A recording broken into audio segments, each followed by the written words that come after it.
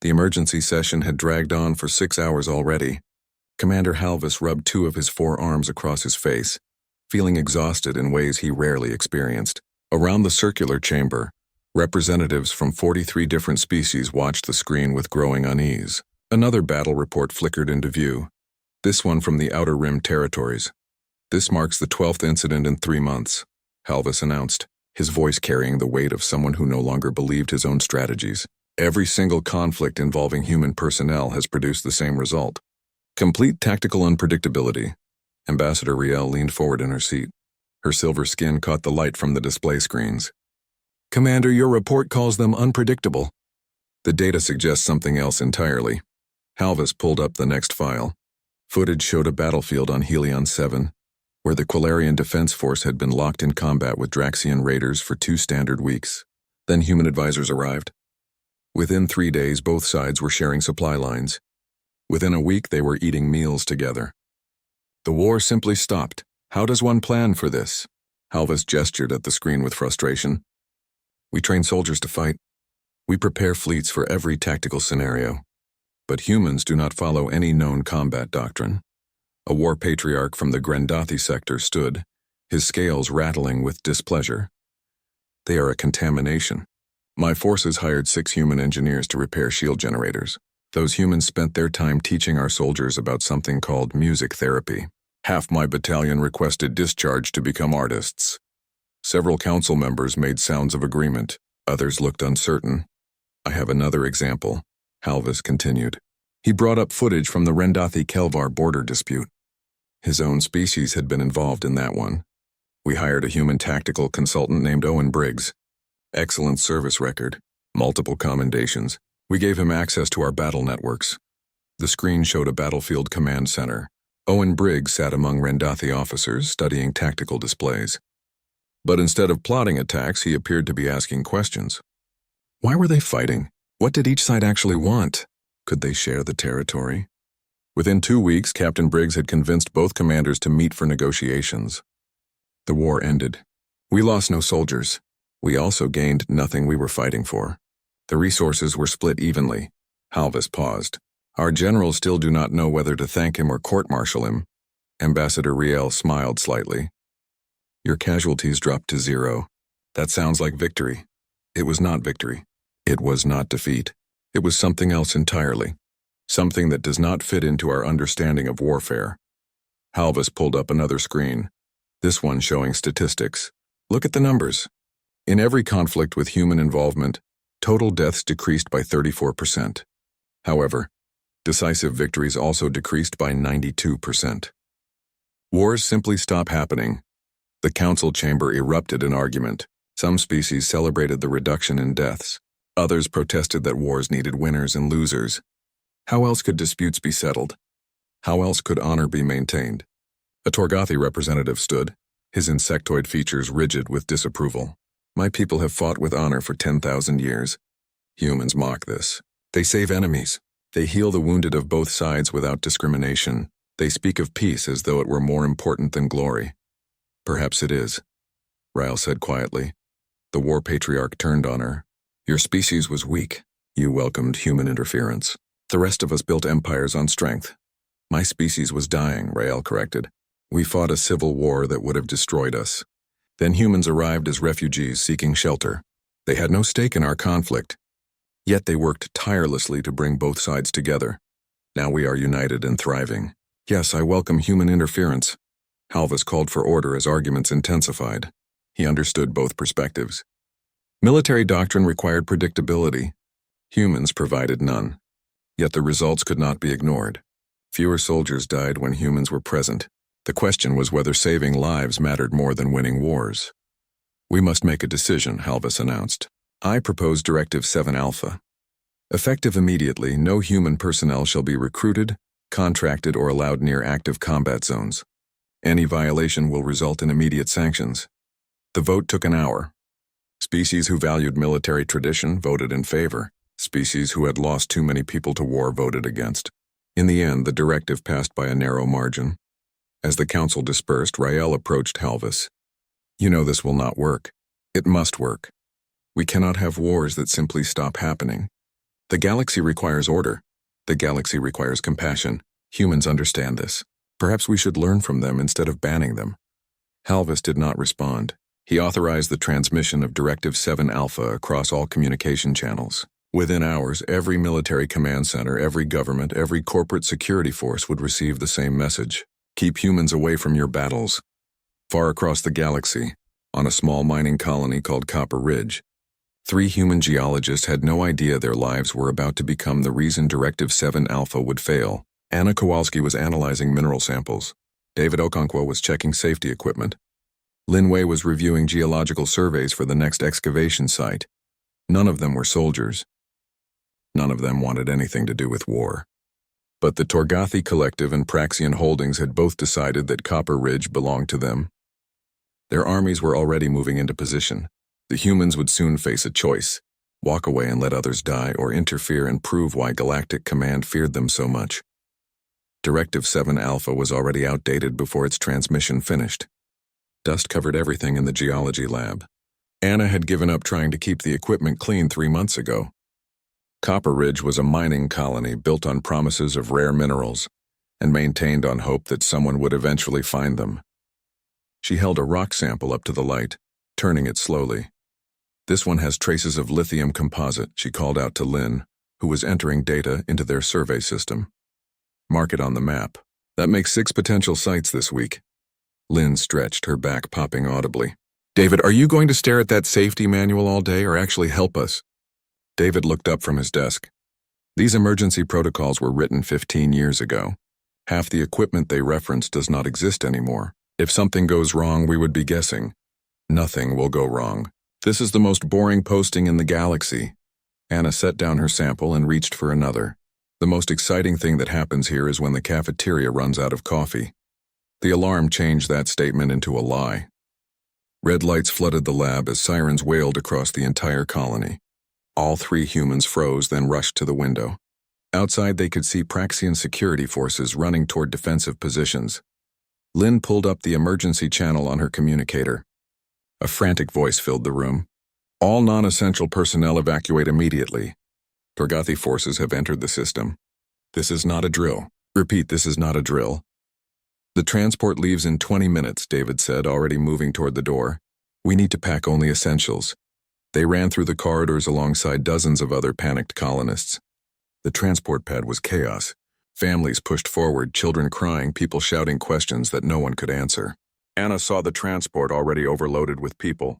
A Praxian officer blocked their path. "Transport is full. Next one arrives in 6 hours. 6 hours? Lin's voice rose. "The Torgathi will be here in less than 2. Then find shelter. Reinforced sections in the lower levels." The officer moved on to manage the crowd. Anna grabbed both her friends by the arms. "Storage facility. Section D. It has the thickest walls in the colony." They ran as the first explosions shook the ground. Torgathi dropships were landing on the northern ridge. Anna risked a glance back and saw them clearly. Insectoid warriors, each one nearly 7 feet tall, their armor gleaming in the harsh sunlight. They moved with terrifying efficiency. Section D was dark and cold. David sealed the door behind them while Lin activated emergency lights. Crates of mining equipment surrounded them. Anna slumped against a wall trying to catch her breath. "We just wait here until it is over," she said. "Stay quiet. Stay hidden." For an hour they listened to the sounds of battle. Energy weapons discharged with sharp cracks. Explosions rumbled through the ground. Voices shouted in languages they did not fully understand. Then the sounds grew closer. David crept to the small window near the ceiling. He looked out, then went very still. "There are wounded out there. Praxian soldiers. 3 of them. They are not moving." "Do not even think about it," Anna warned. "We are not soldiers. We are not medics. We cannot help them. One of them is still alive. I can see him breathing." David's hand moved to the door release. "David, no." Lin moved to stop him.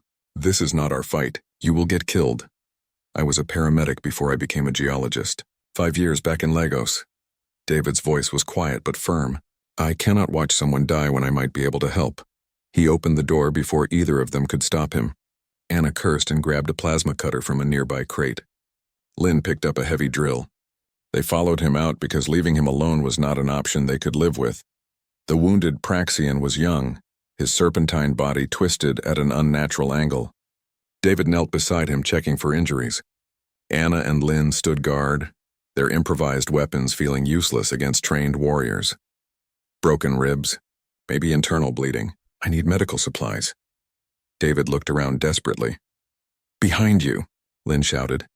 3 Torgathi warriors emerged from behind a damaged transport. They saw the humans kneeling beside the wounded Praxian and raised their weapons. Anna stepped in front of David, holding the plasma cutter like a sword. It was absurd and they all knew it. The lead Torgathi, distinguished by red markings on his armor, tilted his head. He lowered his weapon slightly. Humans, this is not your battle. Why do you interfere? Because he is hurt, David said simply, still focused on the wounded Praxian. I am trying to help him. He is your enemy. We are your enemy. You help our enemies? David finally looked up. I am a doctor. I do not have enemies. I have patients. The Torgathi warrior made a clicking sound that might have been confusion. He approached slowly. Anna tensed, but David remained calm. The Torgathi stared at the wounded Praxian, then at David, working to stop the bleeding. You would heal those who fight against your people? These are not my people. I am just a geologist who used to save lives. David's hands moved with practiced efficiency. But yes, I would heal anyone who needs help. That is what doctors do. The Torgathi was silent for a long moment. Then he spoke into his communicator in his own language. Anna could not understand the words, but the tone seemed like he was asking for instructions or perhaps permission. More Torgathi warriors arrived. Then the red-marked leader made a gesture and his soldiers lowered their weapons. He looked at David with something that might have been respect or might have been bewilderment. I am war leader Chick. I do not understand your actions, but I will allow them. You may treat the wounded. All of them? David asked. Even your soldiers? Chick paused. You would treat Torgathi warriors? Do they bleed? Then yes, I would treat them. The concept seemed to break something in Chick's understanding of warfare. He declared a temporary ceasefire in this sector, much to the confusion of both his own forces and the Praxian defenders.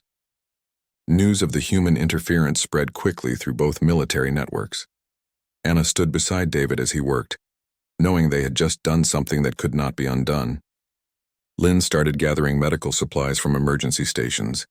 None of them were soldiers, but apparently they did not need to be. They just needed to be human, and that was causing problems Galactic Command had tried to prevent. Commander Halvis stared at the reports flooding his system with something close to disbelief. Directive 7 Alpha had been active for less than a standard week. Already 17 violations had been reported. No, wait, 23. The number kept climbing while he watched. How is this possible? He pulled up the Copper Ridge file first. 3 human geologists, not soldiers, had somehow created a ceasefire in a battle that both sides wanted to win. War leader. Chick had submitted a formal request to extend the ceasefire indefinitely, while he consulted with his elders about the concept of healing enemies. Ambassador Rael entered his office without knocking. I assume you have seen the reports. I am watching my directive collapse in real time. Halvis opened another file.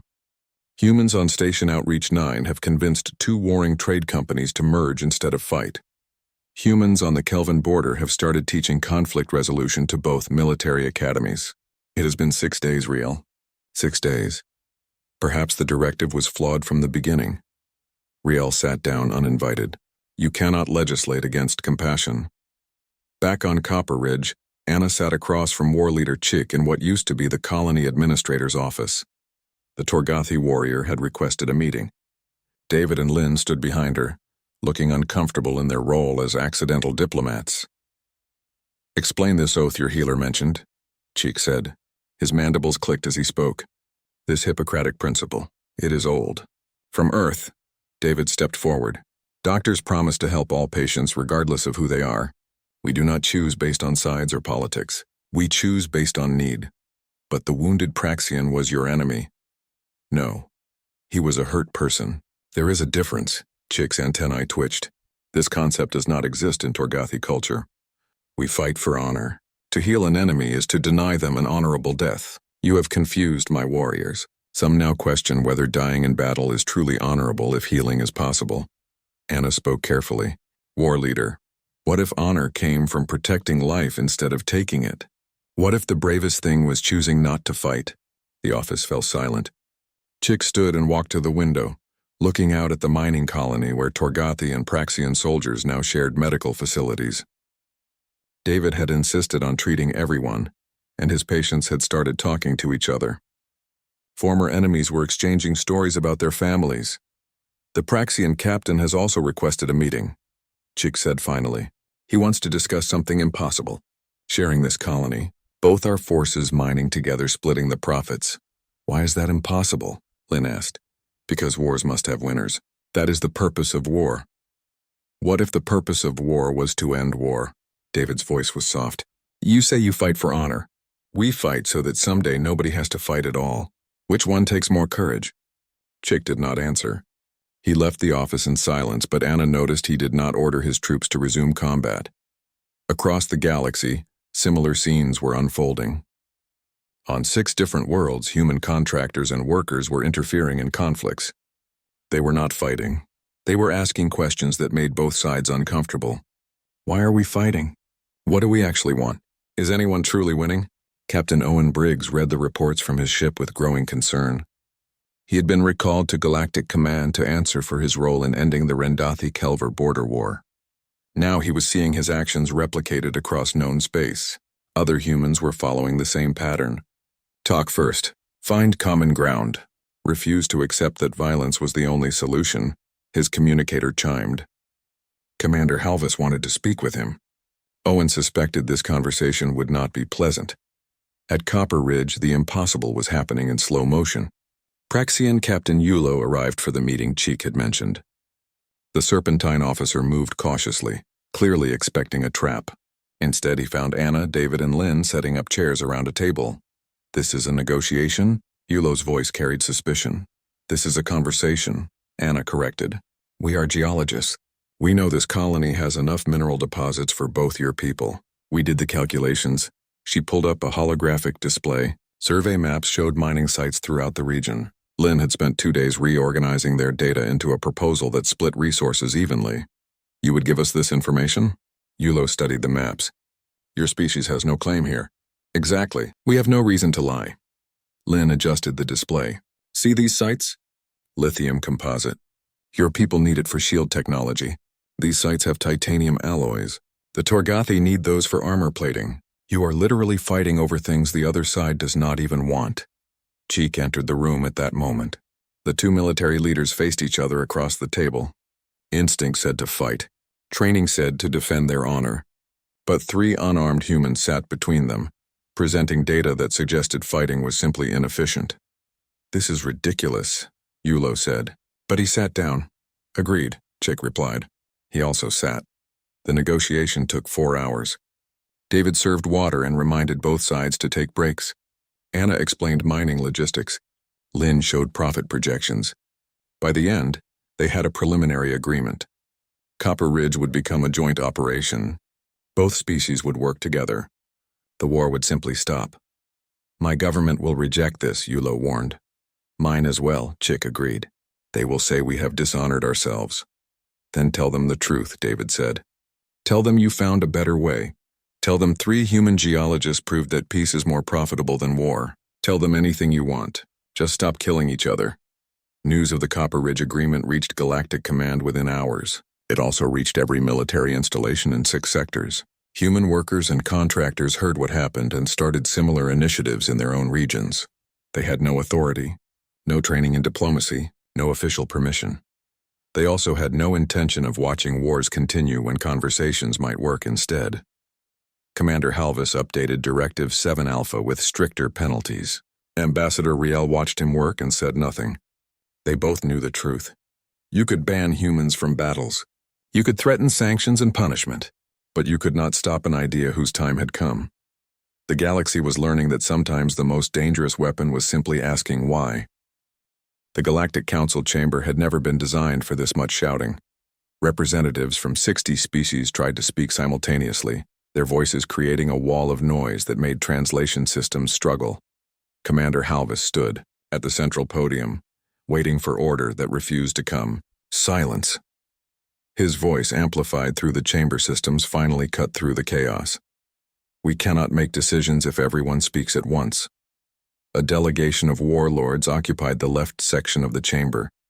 They had traveled from the outer rim specifically to demand the revocation of Directive 7 Alpha. On the right side sat ambassadors from species who wanted the directive strengthened and enforced with military action if necessary.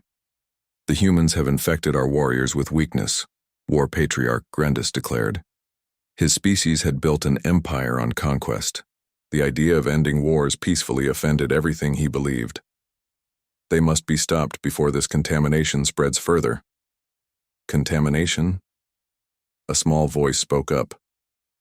Ambassador Rael activated her holographic display. Let me show you what you call contamination. Images filled the chamber. The Kelvar Dominion and Praxian merchant fleet, enemies for 3 generations, now operating a joint trading station. Human engineers had fixed supply chains for both sides during their war. When neither side could justify continuing the fight, they had simply stopped. Now they were making more profit through cooperation than they ever had through conflict. This is surrender without honor, Grendis protested. This is survival with prosperity, Rael countered. My own species was dying in civil war before humans taught us another way. Now we thrive. You call it weakness. I call it evolution. Halvis pulled up his own data. The statistics are undeniable. Human involvement in conflicts has reduced total casualties by 34% across all measured zones. However, it has also increased inconclusive outcomes by 600%. Wars are ending without clear winners. That is precisely the problem. A Torgathi representative stood. How can honor be maintained without victory? How can strength be proven without conquest? Perhaps, a new voice interrupted, that is the wrong question to ask. David Okonkwo walked into the chamber alongside Anna and Lynn. Captain Owen Briggs accompanied them, along with war leader Cheek and Captain Yulo.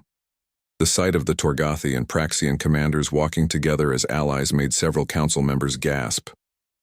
Halvis had not authorized this interruption, but he was curious enough to allow it. The humans from Copper Ridge. You have something to say? David approached the podium with visible nervousness. He was a geologist and former paramedic, not a politician. But he had been asked to defend humanity's actions, and he would try. I have a question for this council, David said. How many of your wars are fought because you truly have to? How many are fought because you want to? And how many are fought because you have forgotten how to stop? The chamber fell into uncomfortable silence. We are not soldiers, David continued. We are geologists. We went to Copper Ridge to study rocks. But when people were dying, we could not just walk away and pretend it was not happening. That is not a human quality. That is just being decent. Decent? Grendis laughed harshly. You disrupted a legitimate territorial dispute. You interfered in matters that were none of your concern. People dying is always our concern, Anna spoke up. You say we interfered. We say we helped. The difference is that we see soldiers as people first and enemies second. Cheek stepped forward. I came here to support the humans. My culture values honor above all else. When I first saw David healing a wounded enemy, I thought he was insane. Now I understand he was showing a different kind of courage, the courage to refuse easy answers. You have betrayed your people, Grendis accused. I have saved my people. Torgathi and Praxian forces now mine Copper Ridge together. We produce twice the resources at half the cost. Our warriors do not die for honor. They live for prosperity. How is this betrayal? Yulo added his voice. My government ordered me to court-martial myself for agreeing to peace. I refused. I told them the truth. 3 humans with mining equipment proved that war was inefficient. Now other Praxian captains are asking why we fight when talking costs nothing. Halvis watched the council's reaction. Some members looked thoughtful. Others appeared horrified. The galaxy was built on certain assumptions. Species fought for resources. Wars determined who was strong. Peace was what happened when one side lost. Humans were challenging all of it. Commander Halvis, David addressed him directly. You wrote in your report that humans are unpredictable. You are right. But maybe that is what the galaxy needs. Someone to ask uncomfortable questions. Someone to refuse the old ways just because they are old. We have rules for a reason, Halvis replied.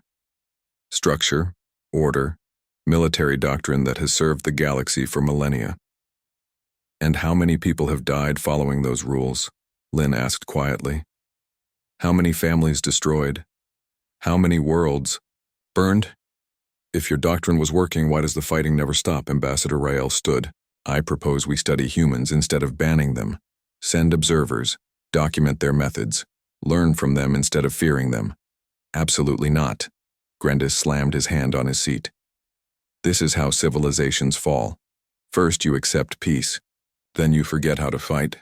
Then you are conquered by those who remember. Or, David said, you build something better than empire. You build cooperation. You build trust. You build a galaxy where conquest is not the measure of success. The debate raged for hours.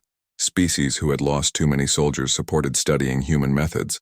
Military powers who depended on war for their economy demanded the directive be enforced with force. The council was splitting down the middle. Finally, Halvis called for a vote on Ambassador Rael's proposal. The result was deadlock.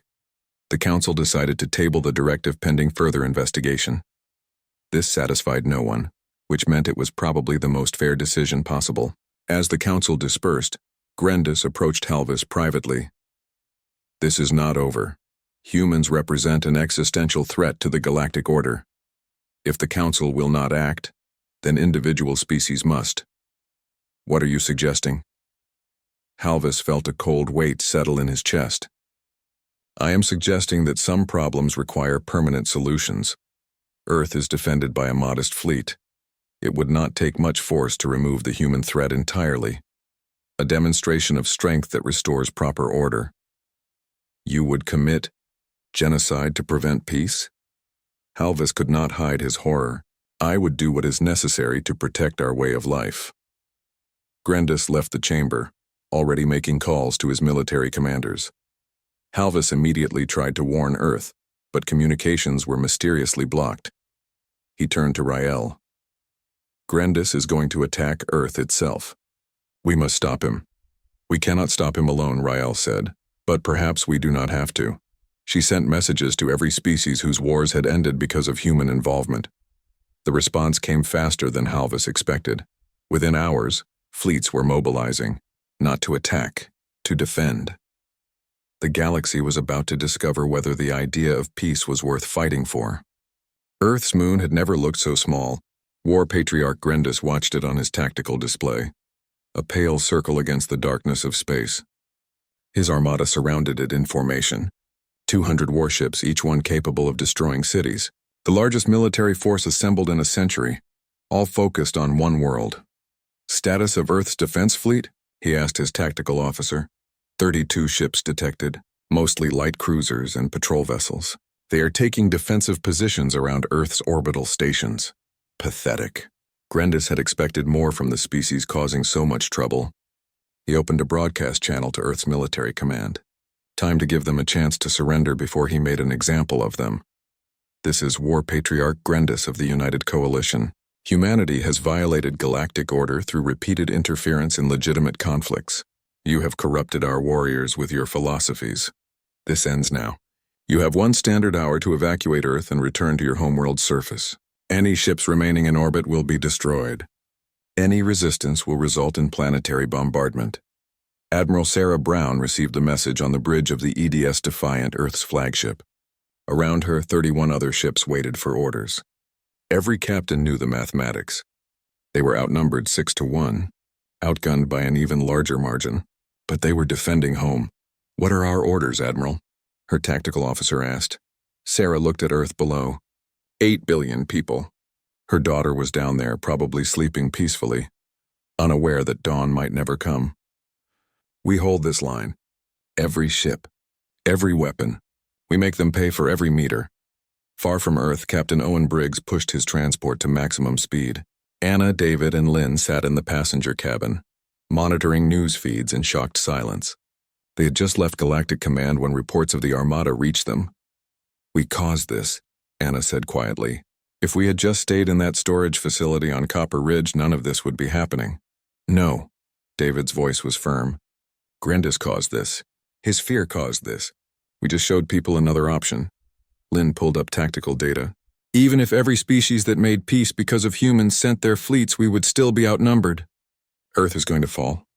Then we bear witness, Owen said. If humanity ends today, someone should be there to remember why. Commander Halvis had defied the Council's orders. He mobilized every Rendathi defense ship under his command and set course for Earth. Ambassador Riel's species sent their fleet as well, but they would arrive too late. Grendis would strike before help could arrive. Except war leader Chick had other plans. The Torgathi Honor Fleet dropped out of hyperspace directly between Grendis's armada and Earth. 50 ships. Bristling with weapons, their commanders broadcasting on all frequencies. This is war leader Cheek. Humans have earned Torgathi protection through demonstrated honor. Any attack on Earth will be considered an attack on the Torgathi people. We will defend them. Grendis stared at his display in disbelief. Cheek, you are violating direct orders from your own military command. Stand down immediately. I am following the higher law of honor. Humans showed my people that protecting life is braver than taking it. I will not abandon them now. More fleets dropped out of hyperspace. Praxian ships appeared on Grendis's left flank. Kelvar vessels took position on his right. Quilarian defenders formed a screen above Earth's orbital plane. Species whose wars had ended because of human intervention were arriving to return the favor. This is madness, Grendis's tactical officer reported. We now face nearly equal numbers, and they are coordinating as if they have fought together for years. They are enemies fighting side by side for humans. It proves how far the contamination has spread. Grendis opened channels to his fleet. All ships prepare for combat. We will cleanse this infection from the galaxy. In his command center, Halvis was racing against time. The Rendathi fleet was still hours away. He watched the tactical situation develop with growing dread. Both sides were preparing to fire. Earth would become the site of the largest space battle in galactic history, regardless of who won. Then something impossible appeared on every sensor in the system. Civilian ships. Thousands of them. Human freighters, mining vessels, passenger transports, even personal craft, barely capable of leaving atmosphere. They were forming a barrier between the two fleets, placing themselves directly in the line of fire. What are they doing? Grendis's weapons officer stared at his screen. Those ships are unarmed. They have no shields. They are just civilians, more kept arriving. Human merchants from across the galaxy, abandoning their routes to rush to Earth's defense. Families who lived on mining stations flying ships that were never meant for combat. Students from Mars colony in training vessels. Researchers from the outer planets in science ships. Sarah Brown watched from the Defiant, tears streaming down her face. Those idiots. Those beautiful, stupid idiots. A transmission came through on open channels, an elderly woman's voice shaking but determined. This is Captain Helen Rodriguez of the merchant vessel Bright Hope. My granddaughter lives on Earth. I will not let you hurt her. If you want to attack Earth, you will have to go through us first. Another voice joined in. This is the mining ship Stone's Throw. My husband is down there. You want to hurt him? You have to kill me first. More voices. Dozens. Hundreds. Thousands. Every civilian ship broadcasting the same message. They were unarmed. They knew they would die. But they placed themselves in harm's way because that is what humans did. They protected each other. Grendis stared at his tactical display.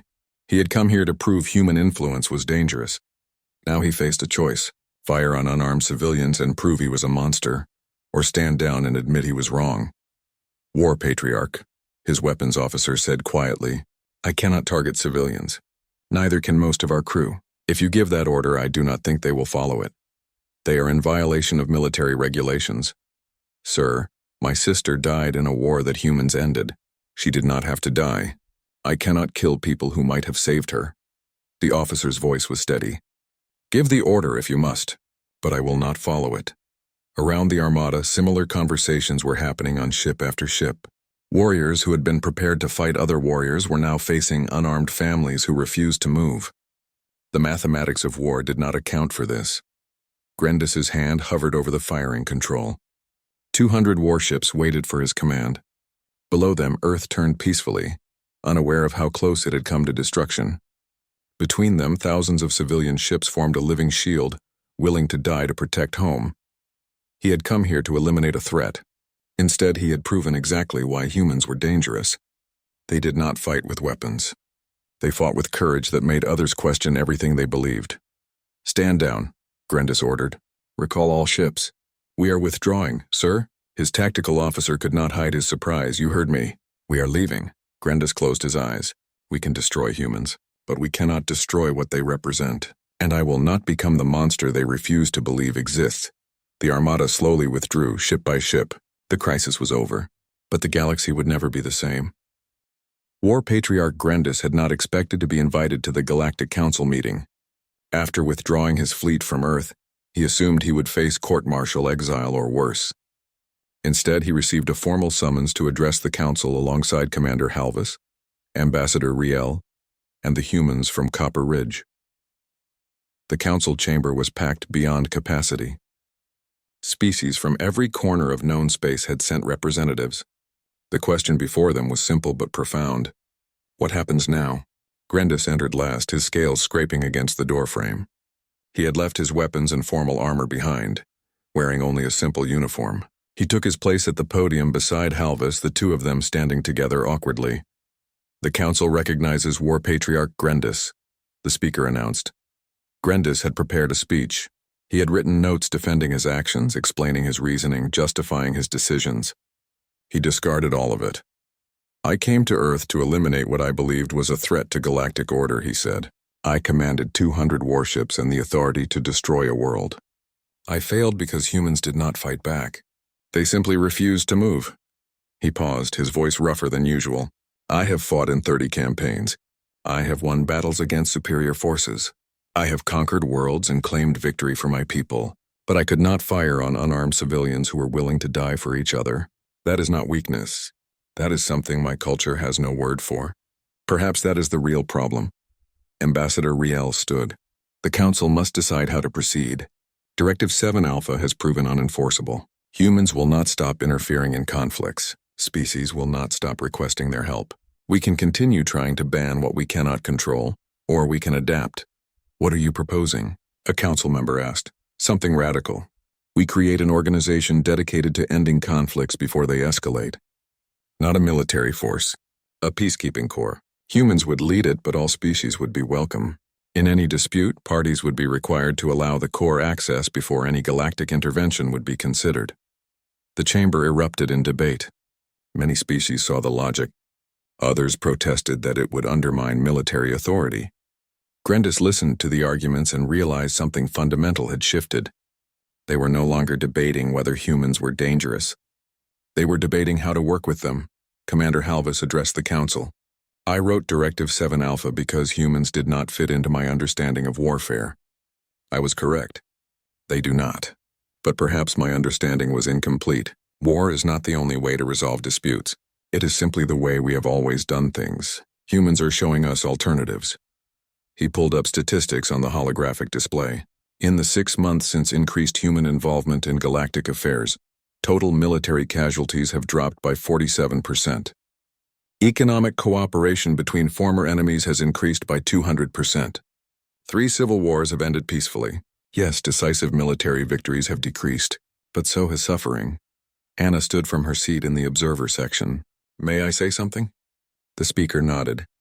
"The Council recognizes Anna Kowalski of Earth." "We are just geologists," Anna said, David and Lynn standing beside her. "We went to Copper Ridge to study rocks. We had no plan to end a war. We just could not watch people die when we might be able to help. That is all any human who has interfered in your conflicts has done. We see suffering and we want to stop it. Is that really so dangerous?" "Yes," Grendis said bluntly, "because it forces us to question everything. Why do we fight? Why do we accept casualties as normal? Why do we consider peace to be weakness? These questions are dangerous to societies built on military strength." "Are they dangerous?" David asked. "Or are they necessary?" War Leader Chick entered the chamber, accompanied by Captain Yulo. The sight of the Torgathi and Praxian commanders walking together still surprised many council members. "The Copper Ridge Agreement has been operational for 6 months," Chick announced. Our joint mining operation produces 3 times the resources at 1/3 the cost. Our warriors work alongside former enemies and have learned they are not so different. This should not be possible according to our traditions. Yet it works. My government wanted me executed for making peace, Yulo added. Instead, they saw the profits from Copper Ridge and now they want to replicate the model in other disputed territories. Peace is becoming fashionable because it is profitable. Humans taught us this. The council debated for hours. Finally, a vote was called on Ambassador Riel's proposal. The Peacekeeper Corps would be established as an independent organization. Humans would lead it, but membership was open to all species. Any conflict would require Corps access before galactic intervention. Captain Owen Briggs was appointed as human coordinator. Commander Halvis would oversee integration with existing military structures. Anna, David, and Lynn were offered positions as consultants, though they insisted they wanted to return to geology eventually. We are not heroes, David told the council. We are just people who made a choice. Anyone can make the same choice. Grendis approached Halvis after the vote. I still believe humans are dangerous, but perhaps danger is what we need to break old patterns. Will you join the Peacekeeper Corps? Halvis asked. No, but I will not oppose it. That is as close to support as I can offer. It was enough. 1 year later, Anna returned to Copper Ridge. The mining colony had transformed into a neutral hub where multiple species worked together. The bar where David worked part-time was crowded with Torgathi and Praxian miners sharing drinks after their shifts. Cheek sat at his usual table, reviewing reports.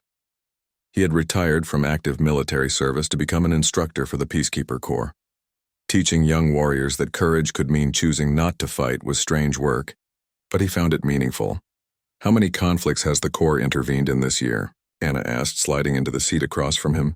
47. 32 ended peacefully. 12 are still in negotiation. 3 required military intervention, but casualties were minimal. Cheek looked up from his datapad. The galaxy is changing slowly. Some species still prefer war, but more are willing to try alternatives first. David joined them, wiping down a glass. Lynn sent a message from the frontier. Another mining dispute. Both sides requested Corps mediation before it escalated. See? Anna smiled. We are making progress. Because humans refuse to accept that war is inevitable, Cheek said. It was not quite approval, but it was no longer criticism. The Peacekeeper Corps emblem hung on the wall behind the bar. A circle of hands from different species reaching toward the center. Below it, a new inscription in multiple languages. Keep humans in your battles. They might teach you how to stop fighting. Directive 7 Alpha had been officially rescinded. In its place, Directive 7 Beta encouraged human involvement in conflict resolution. Commander Halvis had written the new directive himself, adding a personal note to the archived files. I spent my career studying warfare. Humans taught me something I should have known all along. The goal of military force should not be victory. It should be making itself unnecessary. Perhaps future generations will look back and wonder why this was ever controversial. Far from Copper Ridge, on 100 different worlds, humans and aliens worked together in the Peacekeeper Corps. They were doctors, engineers, diplomats, and teachers. They were not soldiers, though some had been. They were people who believed that today's enemy could become tomorrow's friend. The galaxy had not achieved universal peace. War still existed, but for the first time in recorded history, peace was seen as something worth actively pursuing rather than a temporary pause between conflicts. Anna looked around the bar at Torgathi and Praxian workers laughing together. A year ago, they had been trying to kill each other. Now they were friends. It was a small change in a vast galaxy, but small changes accumulated. Do you ever regret it? David asked. If we had stayed hidden in that storage facility, we would have gone back to our normal lives. No, Anna said. This is better. Harder, but better. Lynn's voice came through on the communicator. You two need to see this. Another species just requested Peacekeeper Corps training.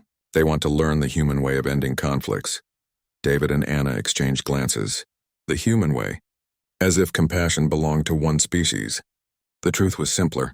Humans had just refused to accept that war was inevitable. Now others were learning the same lesson.